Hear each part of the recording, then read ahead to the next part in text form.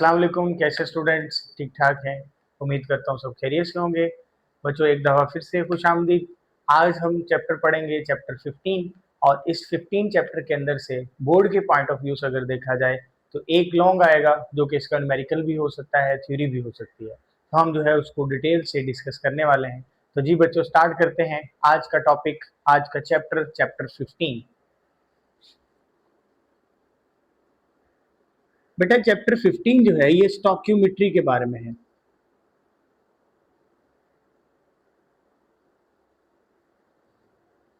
What is mean by stoichiometry? तो हम कहते हैं ये एक ब्रांच है केमिस्ट्री की। आपने नाइन्थ क्लास में डिस्कस किया था। स्टॉक्योमेट्री एक ऐसी ब्रांच है केमिस्ट्री की जिसमें हम रिएक्टेंट्स और प्रोडक्ट्स के दरमियान क्वांटिटेटिव रिलेशनशिप को पढ़ते हैं। Quantitative relationship between reactants and products. और ये जो क्वांटिटेटिव रिलेशनशिप जिस बेस पर स्टडी किया जाता है वो होती है balanced chemical equation. Balance chemical equation की बेस पर प्रोडक्ट्स और रिएक्टेंट्स में क्वांटिटेटिव रिलेशनशिप को पढ़ना। इसकी मैं आपको सिंपल एक एग्जांपल देता हूँ। बेटा देखो, मैं कहता हूँ 2H2 एंड O2 ये दोनों रिएक्ट करते हैं, बनता है 2H2 को। अगर देखा जाए तो हाइड्रोजन का मास होता है 1, 2 2 जा 4, 4 हाइड्रोजन है, 1 से मल्टीप्लाई करेंगे 4 ग्राम। अगर ऑक्सीजन की बात करें तो बेटा इसका मास होता है 60, 2 ऑक्सीजन है तो 2 इंटू 16 इक्वल्स टू 32, तो इसके हो गए 32 ग्राम्स। अगर यहाँ पर देखा जाए तो हाइड्रोजन है अगेन, तो ये बनेगा 2 है तो 2 लिख देंगे। हाइड्रोजन H2O इसका मास अलग से निकाल लेते हैं, फिर इसको 2 से हम मल्टीप्लाई कर देंगे। तो 2 हाइड्रोजन है तो 2 आ गया, ऑक्सीजन है तो 16, टोटल करेंगे तो कितना हो जाएगा बेटा 18। 18 को 2 से मल्टीप्लाई करेंगे तो हो जाएगा 36। तो हम कहते हैं यहाँ पर अगर मास देखा जाए तो 36 है। ये बैलेंस्ड केमिकल इक्वेशन है और ये हमें क्वांटिटेटिव रिलेशनशिप के बारे में बताती है। हम कहते हैं अगर 4 ग्राम हाइड्रोजन का और 32 ग्राम ऑक्सीजन का ये दोनों चीजें रिएक्ट करती हैं तो वाटर के कितने ग्राम्स बनेंगे? 36 ग्राम। तो इसी तरह से आप मोल्स को भी डिस्कस कर सकते हैं। अगर इसके 2 मोल्स हैं तो इसका कितना है? 1 मोल। और इसके कितने बनेंगे? 2 मोल्स। ठीक है, इसको मॉलिक्यूल्स की फॉर्म में भी डिस्कस किया जा सकता है। हम कहते हैं 2 मॉलिक्यूल हैं H2 के और इसका कितना मॉलिक्यूल है? 1, तो इसके कितने मॉलिक्यूल्स बनेंगे? 2। तो ये क्वांटिटेटिव रिलेशनशिप है कि क्वांटिटी को डिस्कस करना कि कितने प्रोडक्ट्स बनते हैं जब कितने कितनी अमाउंट्स में रिएक्टेंट रिएक्ट करेंगे। तो ये सारा कुछ स्टडी किया जाने वाला है बेटा स्टॉक्योमेट्री में। स्टॉक्योमेट्री के अंदर डिफरेंट टर्म्स होती हैं जिनको हम यहाँ पर डिस्कस करेंगे इस चैप्टर के अंदर। तो सबसे पहली जो टर्म बेटा हम पढ़ने वाले हैं, it is about molar volume.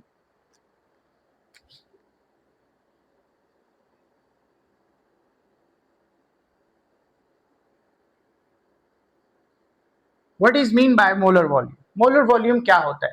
हम कहते हैं अगर आपके पास 1 मोल गैस है और आपने इसकी जो कंडीशंस रख दी, कंडीशन मीन जो उसको टेम्परेचर प्रेशर प्रोवाइड करेंगे, वो आपने रख दिया आरटीपी।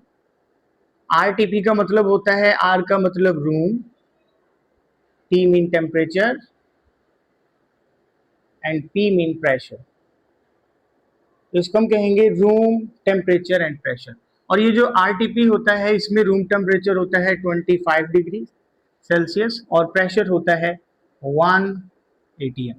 तो अगर इसको बेटा कन्वर्ट करते हैं केल्विन्स में तो ये बनेगा 25.273.15, सबको प्लस करेंगे तो ये बन जाएगा 298.1 केल्विन। ठीक है, और प्रेशर को अगर हम देखें तो इसका एक और भी यूनिट होता है जिसको हम टॉर कहते हैं। तो ये 1 एटीएम में 760 टॉर होते हैं। ठीक है बेटा, तो ये आपने कुछ इसके रिलेशन देख लिए। तो हमने कहा अगर आपके पास 1 मोल गैस है, मोल अमाउंट ऑफ गैस कितना है? 1 मोल। 1 मोल गैस है, उसको आपने 25 डिग्री टेम्परेचर प्रोवाइड कर दिया, 1 एटीएम प्रेशर प्रोवाइड कर दिया। तो इन कंडीशंस पर गैस जितना भी वॉल्यूम ऑक्यूपाई करती है उस ऑक्यूपाइड वॉल्यूम को हम नाम देते हैं मोलर वॉल्यूम, क्या नाम देते हैं बेटा, मोलर वॉल्यूम। क्लियर, तो ये चीज आपने देख लेनी है। और ये जो मोलर वॉल्यूम होता है, इसकी जो अगर हम बात करें तो मोलर वॉल्यूम का जो वैल्यू है वो है 24 dm³ और ये ऑल गैसेस के लिए है आरटीपी पर। अगर हम रूम टेम्परेचर और प्रेशर देते हैं गैसेस को तो फिर उनके अंदर क्या होगा, ये वाली वॉल्यूम निकल आएगा और इस वॉल्यूम को हम क्या नाम देते हैं, it is known as molar volume. Is it clear? अच्छा, यहाँ तक एक दफा आपने देख लेना है कि 1 मोल गैस आरटीपी पर जितना वॉल्यूम ऑक्यूपाई करती है उसको मोलर वॉल्यूम कहते हैं, इसकी वैल्यू 24 है। यहाँ पर एक चीज मैं और डिस्कस करूंगा जो थोड़ा सा डिटेल में है, हम कह सकते हैं थोड़ा सा क्रिटिकल इस सिचुएशन में आ जाती है। बेटा देखो, हमने कहा, हमने पहले पढ़ रखा था, दो लॉज पढ़े थे हमने, बल्कि एवोगैड्रोस लॉ हम पहले देखते हैं। एवोगैड्रोस लॉ, एवोगैड्रोस लॉ क्या कहता है कि अगर आपके पास दो गैसेस हैं, दोनों का टेम्परेचर, प्रेशर और अमाउंट ऑफ गैस सेम हो तो हम कहते हैं कि उनके अंदर क्या होगा, वॉल्यूम भी सेम होगा। क्या सेम होगा बेटा, वॉल्यूम। अगर वॉल्यूम सेम होगा तो उनके अंदर पार्टिकल्स भी सेम होंगे। क्लियर? मैंने सिंपल कहा, एवोगैड्रोस लॉ ये कहता है कि सॉरी, अमाउंट ऑफ गैस, अगर दो गैसेस हैं, दोनों गैसेस के अंदर सेम अमाउंट ऑफ गैस है, यानी दोनों का 1 मोल है, उनका टेम्परेचर प्रेशर हम कांस्टेंट कर देते हैं, तो टेम्परेचर प्रेशर कांस्टेंट करने पर उनके अंदर जो वॉल्यूम्स हैं वो भी इक्वल वॉल्यूम्स होंगे। तो two gases having equal number of moles will have equal volumes. Clear? तो ये हमें एवोगैड्रोस लॉ पढ़ा था। तो ये मोलर वॉल्यूम एवोगैड्रोस लॉ के साथ बहुत ज्यादा कंपेयर करता है।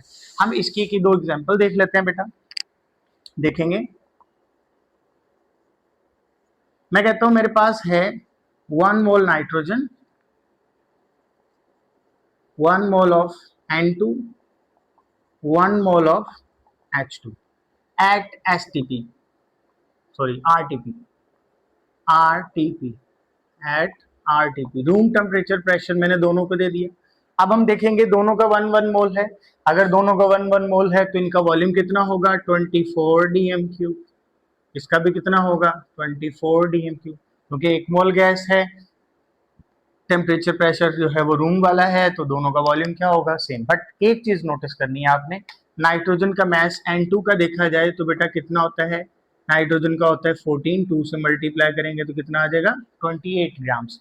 हम लिखते हैं इसके 1 मोल में 28 ग्राम ऑफ N2 है, और इसके 1 मोल में कितना होगा, हाइड्रोजन का मास 1 है, 2 से मल्टीप्लाई करेंगे तो कितना हो जाएगा, 2 ग्राम।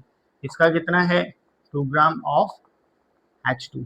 अब ये देखिए, दोनों गैसेस का मोलर वॉल्यूम है, दोनों में 1 मोल है, दोनों को आरटीपी टेम्परेचर प्रेशर दे दिया और दोनों का वॉल्यूम तो सेम है, लेकिन इनके मैसेज क्या है, डिफरेंट। तो यहाँ पर एक क्वेश्चन आता है, भाई देखो दोनों गैसेस हैं, दोनों के मोल्स एक जैसे हैं, लेकिन वॉल्यूम तो सेम है, मैसेज क्यों डिफरेंट है? तो बेटा एक चीज आपने याद करनी है कि एक तो ये आपने चीज याद करनी है कि जितना भी ये मोलर वॉल्यूम लगता है, ये सारा कॉन्सेप्ट ये गैसेस पे अप्लाई होता है। किस पे अप्लाई होता है बेटा, गैसेस पे अप्लाई होता है। ये मोलर वॉल्यूम लिक्विड्स का नहीं निकलता, ये मोलर वॉल्यूम सॉलिड्स का नहीं निकलता, ये मोलर वॉल्यूम किसका निकलता है, गैसेस का। और गैसेस के केस में जो मास है, it does not depends upon volume, या volume does not depends upon volume mass. तो दोनों वॉल्यूम और मास एक दूसरे के इंडिपेंडेंट है, दोनों एक दूसरे पे डिपेंड नहीं करते। इसकी रीजन क्या है, तो हम कहते हैं कि गैस का एक मॉलिक्यूल दूसरे मॉलिक्यूल से बहुत ज्यादा दूर होता है, आप इसको लिख सकते हैं फार अपार्ट। तो अगर एक मॉलिक्यूल एक दूसरे से बहुत दूर दूर है, तो लेट्स सपोज एक साइज में थोड़ा सा बड़ा भी हो जाता है, तो उनके बड़े होने से दरमियान में कोई फर्क नहीं पड़ेगा। तो इसीलिए हम कहते हैं गैसेस का साइज, गैस मॉलिक्यूल का मास और उनका साइज जो है वो क्या करेगा, हमारे वॉल्यूम को इफेक्ट नहीं करेगा। क्यों? क्योंकि एक गैस का मॉलिक्यूल दूसरे गैस के मॉलिक्यूल से बहुत दूर होता है। क्लियर है बेटा? तो ये आपने एक चीज याद कर लेनी है। इस वजह से इनके मैसेज जो है वो डिफरेंट होते हैं, लेकिन अगर देखा जाए तो वॉल्यूम क्या है, सेम है। मेरी बात समझ आ गई बच्चों? मैंने सिंपल बात की, मोलर वॉल्यूम क्या होता है, एक मोल गैस का जितना वॉल्यूम होगा उसको मोलर वॉल्यूम का नाम देंगे। इसकी वैल्यू 24 dm³ है। डिफरेंट गैसेस हैं बट उनके मास डिफरेंट हो सकते हैं, अगर उनका नंबर ऑफ मोल सेम है तो उनके अंदर वॉल्यूम भी क्या होगा, सेम होगा। क्यों? क्योंकि हमने टेम्परेचर प्रेशर चेंज नहीं किया। हाँ, आपने एक चीज पढ़ी थी एवोगैड्रोस लॉ में, सॉरी चार्ल्स लॉ में हमने पढ़ा था कि अगर हम प्रेशर को सॉरी टेम्परेचर को क्या करते हैं, बढ़ाते हैं तो वॉल्यूम बढ़ता है, टेम्परेचर कम करते हैं तो वॉल्यूम क्या हो जाता है, कम। लेकिन अब तो हमने टेम्परेचर को भी कांस्टेंट कर दिया, तो चार्ल्स लॉ को हम यहाँ पर नहीं लगाएंगे। हाँ, एवोगैड्रोस लॉ यहाँ पर लगता है कि जिसके अंदर अगर दो गैसेस हैं, दोनों की अमाउंट्स इक्वल है, तो दोनों का वॉल्यूम भी क्या होगा, सेम होगा। जी बेटा, तो इस तरह यहाँ पर हम डिस्कस करेंगे कि वन मोल जो है ये यहाँ पर इन पॉइंट्स को आपने डिस्कस कर लिया, एक डेफिनेशन, एक इनकी एग्जांपल, और एक हमने क्या पढ़ लिया इसका, ये मैथ्स के ऊपर डिपेंड करता है कि नहीं करता। ठीक है बच्चों, नेक्स्ट हम देखेंगे इससे रिलेटेड कुछ न्यूमेरिकल प्रॉब्लम्स जो कि हमारी बुक की एग्जांपल्स होंगी, तो उनको वन बाय वन डिस्कस करते हैं। अब हम पढ़ेंगे एग्जाम्पल नंबर 15.1। इस एग्जाम्पल में देखते हैं कि हमें क्या क्या चीजें जो है वो प्रोवाइडेड है। देखिए बेटा, calculate the number of moles of nitrogen gas. आपने number of moles find out करने हैं, किसके, नाइट्रोजन गैस के, present when occupies a volume of that DM cube at STP और आरटीपी। तो आपके पास एक गैस है नाइट्रोजन, उसके नंबर ऑफ मोल्स कैलकुलेट करने हैं, उसका वॉल्यूम दिया हुआ है, उसका वॉल्यूम कितना है, 2.5 डीएम क्यूब। तो 2.5 डीएम क्यूब पे बताएंगे उसके नंबर ऑफ मोल्स कितने हैं। तो बेटा इसको सॉल्व करते वक्त हमें कुछ चीजें पहले याद कर लेनी है। देखें, हम सबको पता है कि अगर हम 1 मोल गैस की बात करें तो उसमें कितना वॉल्यूम होता है, 24 डीएम क्यूब। तो हम कहते हैं अगर 24 डीएम क्यूब हो of nitrogen at as RTP, it has moles। तो बेटा इसमें कितने मोल्स होते हैं, अगर 24 डीएम क्यूब होगा तो उसमें होगा 1 मोल। नेक्स्ट जो हम कंपैरिजन करते हैं वो हम करते हैं इसका 1 से। तो अगर हम कहेंगे इसका 1 डीएम क्यूब है of N2 at STP RTP, it occupies या it has मोल्स। तो इसमें कितने मोल्स होंगे, ये 24 इधर आके डिवाइड कर देगा मोल्स। और नेक्स्ट में हम देखेंगे इसकी ओरिजिनल अमाउंट। तो इसकी ओरिजिनल अमाउंट कितनी है, 2.5 DM cube of N2 at STP has moles. इसमें कितने मोल्स होंगे, 1/24 मल्टीप्लाई कर देंगे 2.5 से। तो इस सबको कैलकुलेट करें, 1.25 सॉरी 2.5 डिवाइडेड बाय 24, तो ये निकलेगा 0.10 मोल। तो ये आपके पास इसके नंबर ऑफ मोल्स आ जाएंगे। बेटा इसमें आपने एक चीज़ याद करनी है जो कि बेसिक है, और वो ये है कि सबसे पहले जो हम कंपैरिजन करेंगे वो हमारा होगा गिवन अमाउंट से या जर्नल जो चीज़ें होती हैं उससे, और दूसरा होगा 1 से, और तीसरा किससे होगा, जो हमारी ओरिजिनल अमाउंट है उससे। तो ये हम इस तरह से इसको कैलकुलेट कर लेंगे। जी बेटा, अब हम देखते हैं नेक्स्ट न्यूमेरिकल 15 पॉइंट एग्जाम्पल है 15.2। Calculate the volume. इसमें आपने बेटा क्या चीज कैलकुलेट करनी है, आपने कैलकुलेट करना है वॉल्यूम। क्या फाइंड करना है, वॉल्यूम को कैलकुलेट करना है of 0.5 moles of hydrogen gas. Hydrogen gas के मोल्स दे दिए, आपको बताना है इसका वॉल्यूम कितना होगा। तो बेटा ये बहुत ही सिंपल है, इसके अंदर हम सिंपल सा एक फॉर्मूला लगाएंगे, that is number of moles equals to volume divided by molar volume. अब आपको नंबर ऑफ मोल्स गिवन है, मोलर वॉल्यूम की वैल्यू आपको पता है 24 है, तो वॉल्यूम अगर आपने निकालना है तो नंबर ऑफ मोल्स को मल्टीप्लाई कर देंगे वॉल्यूम से। तो उसको आप दो तरह से लिख सकते हैं, एक आप लिख दें गिवन डाटा। गिवन डाटा के अंदर आपको दो चीजें दी गई हैं, एक नंबर ऑफ मोल्स है, नंबर ऑफ मोल्स कितने हैं बेटा, 0.5 मोल्स। दूसरा आपको क्या पता है, हमें पता है मोलर वॉल्यूम। मोलर वॉल्यूम कितना है, 24 डीएम क्यूब। तो आपने कैलकुलेट क्या करना है, टू कैलकुलेट या टू फाइंड, आपने जो चीज फाइंड करनी है वो क्या है, दैट इज द वॉल्यूम। तो वॉल्यूम फाइंड करने के लिए हमने पढ़ा ये फार्मूला लगाएंगे, number of moles volume divided by molar volume. तो इधर आके मल्टीप्लाई हो जाएगा, ये बनेगा volume equals to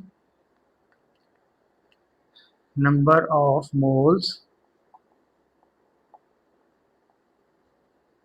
multiply by molar volume.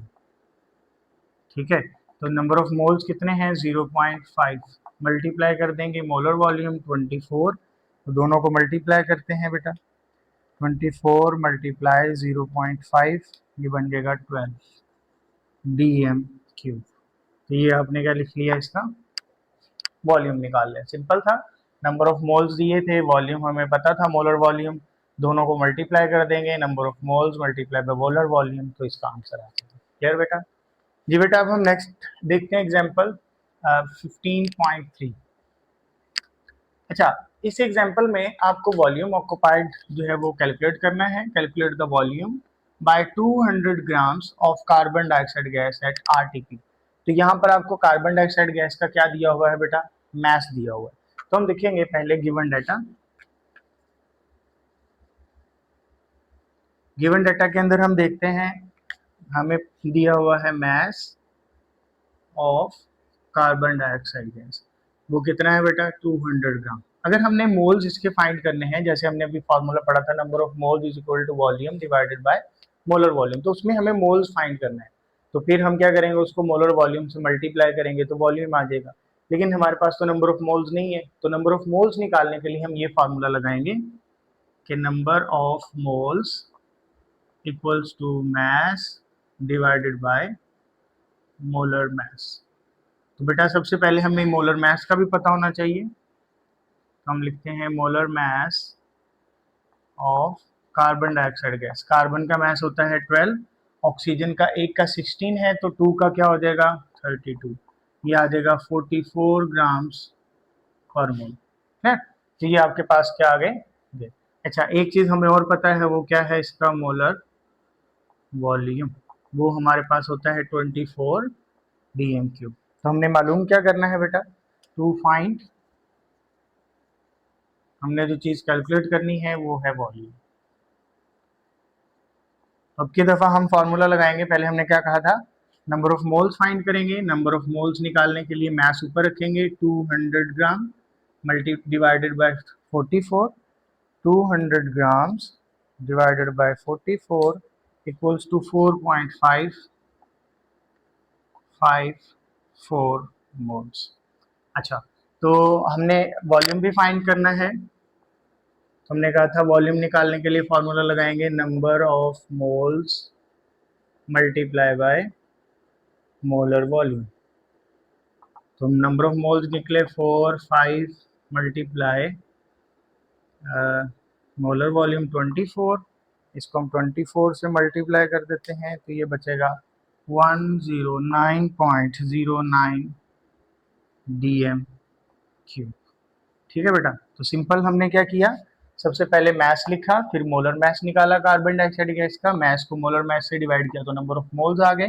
Molar volume की वैल्यू हमें पता थी, मोलर वॉल्यूम और नंबर ऑफ मोल्स को मल्टीप्लाई करेंगे तो ये बेटा आपके पास क्या आ जाएगा, वॉल्यूम आ जाएगा। क्लियर है बेटा? जी बेटा, अब हम सॉल्व करने वाले हैं क्विक चेक। क्विक चेक 15.1, ये साइड पर आपके एक छोटा सा न्यूमेरिकल लिखा होगा। Calculate the amount of carbon dioxide gas. Amount mean आपने फाइंड करना है इसकी मैस। ठीक है, तो आपने कार्बन डाइऑक्साइड गैस का मैस निकालना है। इस आपका दिया क्या हुआ है, इसको वॉल्यूम दिया हुआ है dm³ में, तो ये तो थोड़ा आसान हो जाएगा। तो हम कहते हैं, हमने पहले लिख दिया इसका गिवन डाटा। गिवन डाटा के अंदर बेटा हम लिखेंगे वॉल्यूम ऑफ CO2 100 dm³, और एक हमें इसका मोलर मास पता है, मोलर मास ऑफ CO2 कितना है 44, अभी हमने कैलकुलेट किया था 12 इसका 632 इसका, तो 44 ग्राम्स पर मोल। और एक चीज़ जो हमने निकाल ली वो क्या था, इसका मोलर वॉल्यूम, ये भी हमें पता है 24 dm³ होता है। तो हमने यहाँ पर कैलकुलेट क्या करना है, हमने फाइंड करना है to find mass of CO2, ये हमने कैलकुलेट करना है। बेटा फार्मूला हम रीअरेंज करते हैं, ये वाला वॉल्यूम इक्वल्स टू, सॉरी हम लिखते थे volume equals to number of moles, और नीचे क्या था, मोलर वॉल्यूम, यही था ना फॉर्मूला हमारे पास, number of moles is equal to volume over molar. तो नंबर ऑफ मोल्स की जगह अब हम लिखेंगे mass divided by molar mass, तो ये इधर क्या है, volume divided by molar volume. तो इन सब की जगह इनकी वैल्यूज कैलकुलेट करते हैं बेटा, पुट करते हैं, सॉरी। वॉल्यूम कितना है 100, मोलर मोलर वॉल्यूम कितना है 24, और मैस कितना है इसका, हम कहते हैं मैस हमने कैलकुलेट करना है, मोलर मैस कितना है 44, इसको इधर लाएंगे, इधर डिवाइड हो रहा है, इधर आके मल्टीप्लाई होएगा, 100 मल्टीप्लाई 44 डिवाइडेड बाय 24, ये आ जाएगा इसका मैस।